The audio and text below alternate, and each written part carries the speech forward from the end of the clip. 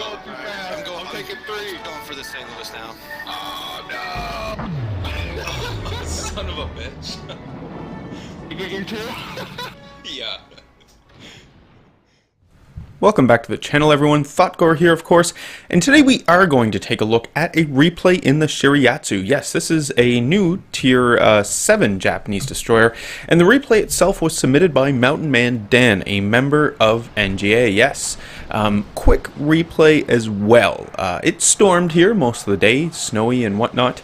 I have to go shovel, and I'm not looking to do that, so I'm procrastinating. I figured, let's put out a quick video, and that'll eat up some more time before I have to go out there. But anyway, this was a pretty great little game. You know, it's going to make for a pretty quick but pretty enjoyable replay. Now, Mountain Man Dan also shared that this was a battle he had played after a 15-game win streak. I guess after this would be a 16-game, but a 15-game win streak that he and some other members of NGA had enjoyed while doing some divisioning.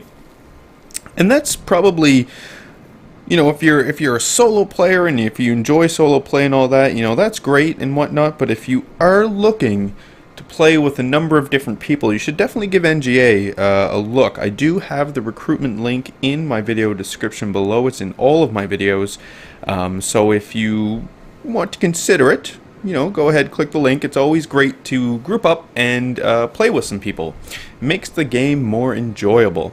Now, before we get too far into the replay as well, just popped into my head, I want to mention, Rommel and I have been talking about the Hearts of Iron series we've got going, and we kind of let it go to the sidelines, didn't we? So we are going to be finishing off that series this week at some point in time. There's only one more episode that we just have to record and get out.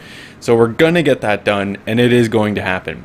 Anyway, we can see some enemy ships start popping up here, and you can see that Mountain Man is going to turn and start to engage some of these enemy destroyers. Now, this is something that the Japanese destroyer line has always been able to do in terms of stealth firing torpedoes, but with the changes to the Japanese destroyer line and, you know, the splitting of the branch, it really does put an emphasis on staying hidden and giving you a better concealment range and better concealment and arguably better torpedoes at certain tiers to really make it easier for you to play without being seen.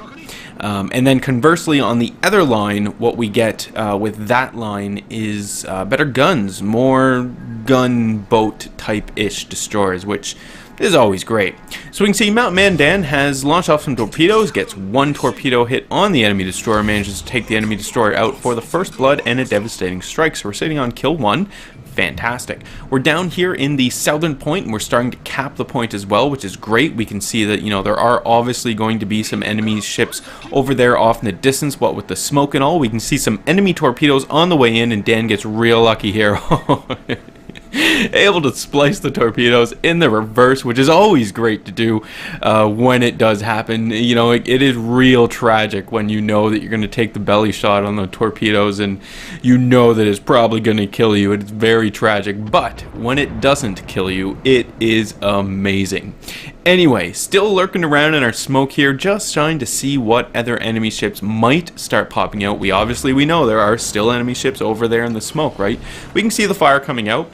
Now our smoke is gone, so this is going to be an opportunity for us to get a little closer to the enemy, maybe use some cover along our way, because we do have some land masses here in front of us, and remain hidden as best we can as well, right? Trying to sneak up on the enemy and shoving some torpedoes down their face. Now, judging on the shells that were coming out of the smoke, it probably is going to be the Cleveland that's in this smoke, but we're not 100% sure, right? So we can see we launch off one spread of torpedoes into the smoke randomly, and we launch our second spread of torpedoes off into the smoke randomly as well. Probably a pretty good chance we're going to hit something in about a minute 25, a little longer, probably about a minute 30 on the reload on these at tier 7, which isn't too bad because what we do get, I mean, we do only get the 2 torpedo launchers, but what we do get, of course, is some torpedoes that will do some pretty decent damage. Now, we do use our reload, our quick reload for the torpedoes there to get some more shots off, because we can see the enemy smoke has dissipated, and yes, in fact, we do have the enemy Cleveland there in our sights. Now, beyond the enemy Cleveland, we can see some enemy battleships as well, and we do note another enemy ship making its way in. Now, the Cleveland was in a bit of a reverse, but is now bringing it into a forward motion, and we do still have our torpedoes coming in, and it doesn't look good for the Cleveland at all. Cleveland takes a few hits there from some of our allies, starts eating some of our torps, and there we go. Second kill and the second devastating strike. Not too shabby at all. In the meantime, our team has taken control of B, which is fantastic. B being the middle point. Very, very important that, you know, you on these 3-point domination maps, that you do control the middle point. At some point in time in the battle, I know, you know, you can start off with the north and south point, for example, leaving the middle point, but you know, at some time in that battle, you are going to come across the need to have the middle point, so it's always good to secure it. So it's fantastic that our allies are in there and the point itself is secured. We can see that a lot of enemy ships, we've got 4 enemy ships, are down here in the south facing off against us, which is pretty good because we do have a number of torpedoes just waiting for these enemy ships. And so far, we haven't lost a single enemy ship, or a single allied ship, which is great. The enemies just lost another ship, and the enemies are actually encroaching upon the territory of negative points, right? If we can kill off a few more enemy ships and not actually lose any ourselves, the enemies are quickly going to find that they are going to lose this battle. Now, Mountain Man has managed to take the sea cap zone, which is fantastic. We now have 2 zones out of the 3, and our allies in the north were able to fight it out up there at A, and they are now, in fact, capping that A point as well. Excellent. Popper smoke once again, because that has come down off cooldown. We see some enemy ships starting to pop up here in front of us.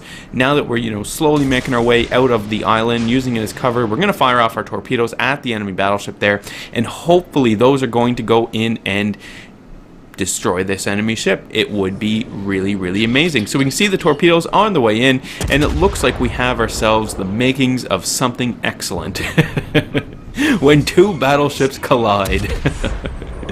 Oh, I love seeing these situations. Whenever I'm in, you know, my destroyers or even my cruisers, right? It's just so fantastic because you know that you're going to land some shells on something, and it's going to do some pretty decent damage, and you might even end up hitting 2 things at the same time.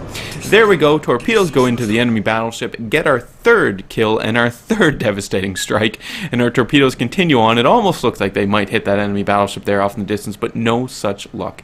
Enemies are sitting on 34 points, so 1 more kill, and the battle's going to be over. I told you it was going to be a quick one today.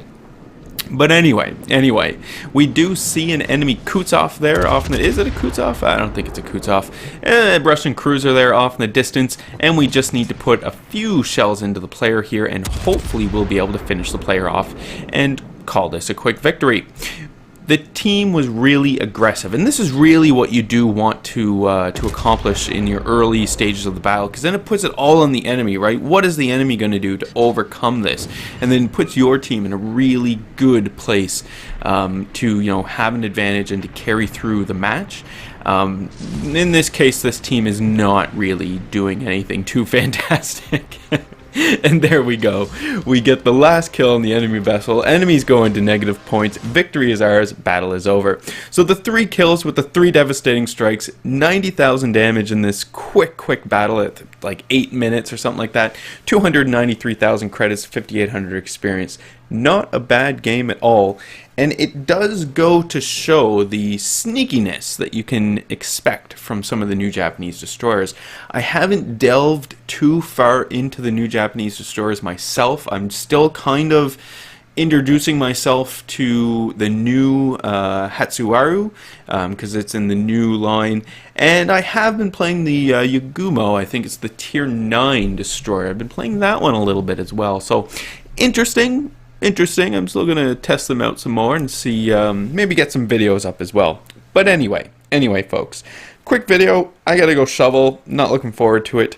But you guys be sure to leave your comments in the video section below. Love reading those and responding back to them. Remember to hit the old like button if you did like today's video. Hit subscribe if you are not a subscriber. And as always, I do hope you enjoy the rest of your day.